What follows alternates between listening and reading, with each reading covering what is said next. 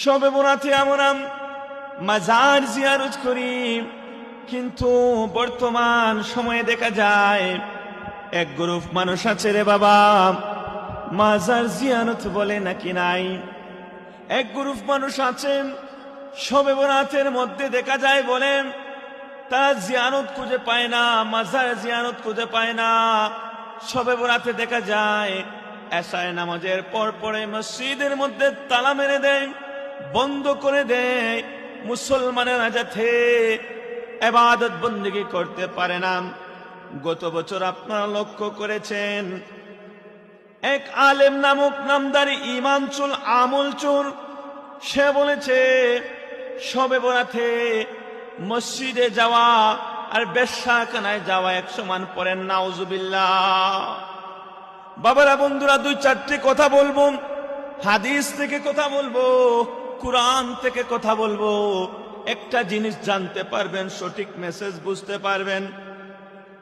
শবে বরাতের রাতে আমার নবী, দয়াল নবী, রাহমাতাল লিল আলামিন নবীর স্ত্রী আম্মাজান আয়েশা রাদিয়াল্লাহু তাআলা আনহা, আয়েশা রাদিয়াল্লাহু তাআলা আনহার নাম কি আপনারা শুনেছেন?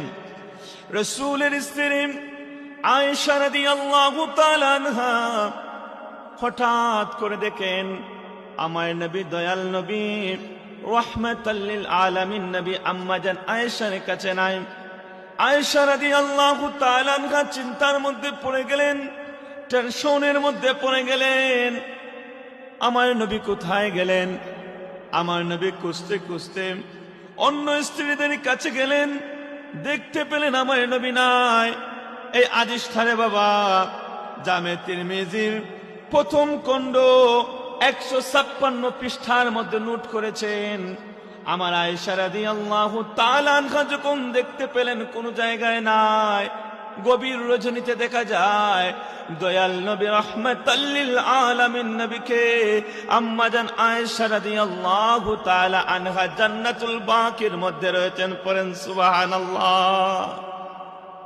যখন বাবা আম্মাজান আয়েশা আমার রাসূলকে জান্নাতুল বাকির মধ্যে দেখেছেন, ইমিডিয়েটলি ওই বাসার মধ্যে চলে আসলেন।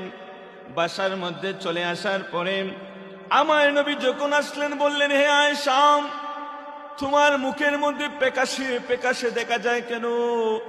তখন বলে, ইয়া রাসূলুল্লাহ, ইয়া হাবিবাল্লাহ, আমি চিন্তার মধ্যে পড়ে গিয়েছিলাম, টেনশনের মধ্যে পড়ে গিয়েছিলাম। আমার কোনো ব্যবহারে আপনি কি কোনো কষ্ট পেয়েছেন? আমার ব্যবহারে কি আপনি কোনো অন্য স্ত্রীদের কাছে গিয়েছেন? আমার রাসূল বলেন, আয়েশা, আমি তোমার আচরণে কখনো কোনোদিন কষ্ট পাই নাই। আমি তোমাকে ভালোবাসি, আমি তোমাকে বলতে পারবো না। আয়েশা, আমি আজকে এখন জান্নাতুল বাকির মধ্যে গিয়েছিলাম। এই জান্নাতুল বাকির মধ্যে যাওয়ার উদ্দেশ্যটা হচ্ছে আজকে হচ্ছে লাইলাতুন নিসফে মিন শাবান। করেন সুবহানাল্লাহ। আম্মা জান আয়েশা বলেন, লাইলাতুন নিসফে মিন শাবান আবার কি?